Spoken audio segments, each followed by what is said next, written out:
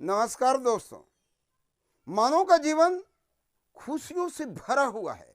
जीवन में इतने प्रेम हैं कि शायद बादल में भी उतनी बारिश नहीं होगी जितने प्रेम की बारिश हो रही है।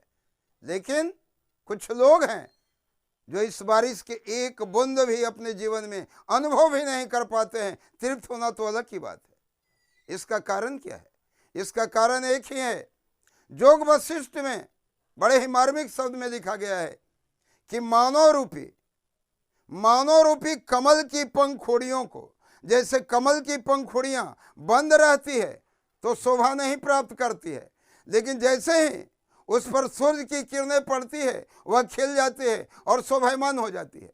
उसी प्रकार से मानव का जीवन एक कमल की पंखुड़ियों की तरह बंद है, और बंद होने का कारण एक ही है, क्योंकि हम तृषित हैं। और होता हर चीज के लिए हम इतने तृषित हैं कि जीवन का वास्तविक हम अर्थ ही नहीं निकाल पाते हैं, जीवन का आनंद नहीं ग्रहण कर पाते हैं। लेकिन जब विवेक रूपी सूर्य का उदय हो जाता है तो हमारी तृष्णा रूपी जहर मिट जाती है और वह जीवन रूपी कमल जो है खिल जाता है। अतः जीवन में इस पंक्ति को हमेशा याद रखना चाहिए कि मानव रूपी कमल की पंखुड़ियों को, ये मानव का जीवन एक कमल की पंखुड़ियों की तरह है जिसको तृष्णा रूपी जहर संकुचित कर रही है। अतः तृष्णा से हमें दूर हटकर अपने विवेक को जागृत करना है। हम इस संसार में मात्र दौलत इकट्ठा करने नहीं आए हैं, क्योंकि बड़े बड़े इस संसार में उद्योगपति हुए, बड़े बड़े करोड़पति महासंघपति हुए, लेकिन